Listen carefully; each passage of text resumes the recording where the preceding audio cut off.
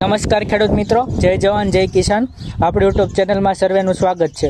હવે આપણે આજે એક મહત્ત્વની વાત એ કરવાની છે કે મરચામાં જે કોકડો આવે છે, જે મરચામાં પાન કોકડાઈ જાય છે, એના માટે શું કરવું, કયા કયા પગલાં લેવા, ત્યાર પછી એનો ગ્રોથ રોકાઈ ગયો હોય છે તો ગ્રોથ ફરીવારથી એનો ગ્રોથ ચાલુ કરવા માટે શું શું કરવું, તેના આપણે પગલાંની વાત કરીએ મહત્ત્વના. તો પહેલાં તો એનું કારણ જાણીએ કે કોકડો આવતો શું કામ હોય છે. પાંદડાની નીચે થ્રીપ્સ આવતી હોય છે, મોલો મચ્છી આવતી હોય છે, અથવા કથીરી. આ ત્રણ જીવાત આવવાને કારણે કોકડવા થઈ જાય છે, અથવા વાયરસ કોઈ પણ આવતો હોય. વાયરસનું કોઈ પરમિનન્ટ ઈલાજ નથી કે વાયરસ નો કોઈ, એટલે વાયરસ આવ્યા પછી એને સારું કરવું એ થોડુંક અઘરું છે.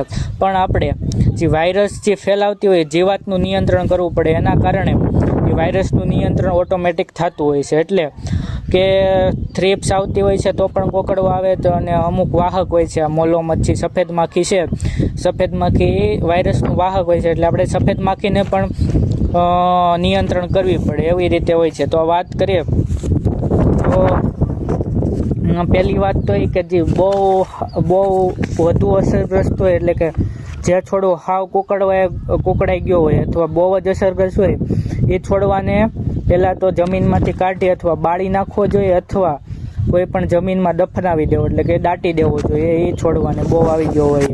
ત્યારબાદ મોલો મચ્છી, થ્રીપ્સ અને આપણે કથીરી, એની દવાની વાત કરીએ તો થ્રીપ્સ માટે સ્પિનોટોરિયમ આવે છે.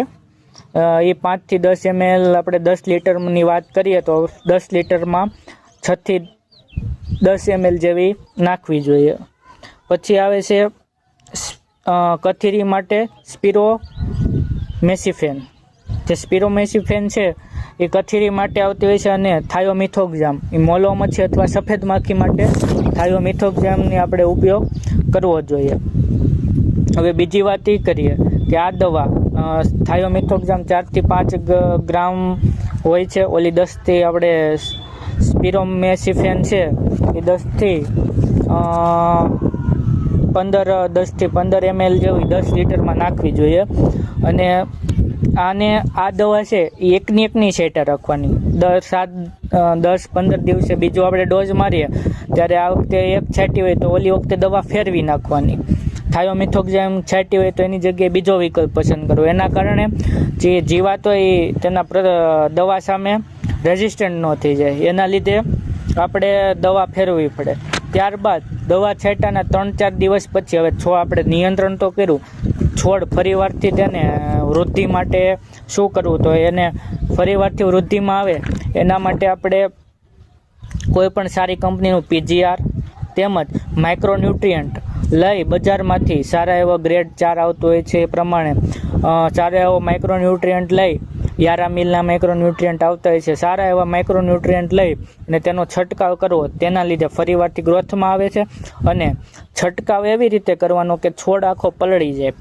મોસ્ટ ઓફ નીચેની બાજુ આવતી હોય છે, એટલે ત્યાં પણ ચેક કરવું અને ત્યાર પછી યોગ્ય તેનો વિકલ્પ લેવો દવાનો.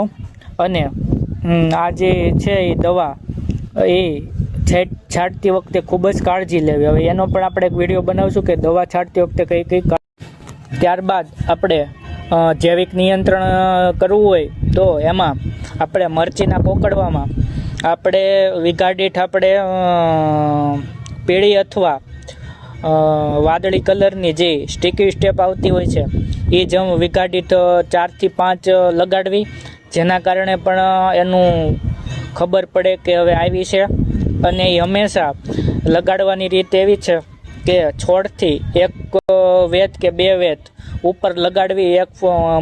મોસ્ટલી તો 1 ફૂટ લગાડવાની હોય છે, પણ 1 વેતથી 2 વેત પણ ચાલે. એનાથી ઉપર લગાડવી છોડને, એટલે કે ત્યાં તેનું ઉડવાની હોય એટલે તેમાં સ્ટીકી સ્ટેપ આકર્ષે અને ચોટે એટલે ખબર પડે કે આપણા ખેતરમાં આવી છે. ત્યારબાદ જે પ્રાકૃતિક ખેતી કરતા હોય તે અગ્નિઅસ્ત્ર છે, પછી નિમાસ્ત્ર છે, 10 પર્ણી અર્ક છે, એ છાંટી શકાય.